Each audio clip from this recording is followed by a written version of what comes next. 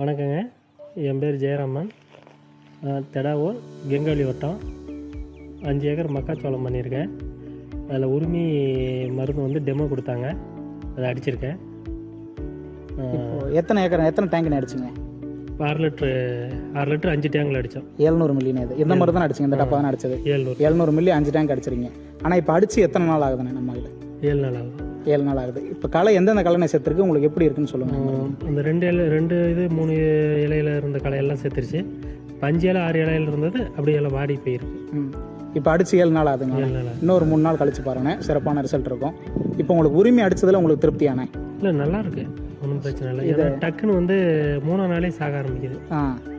மருந்து அடித்து 3ஆவது நாளே சாக ஆரம்பிச்சிருக்கு.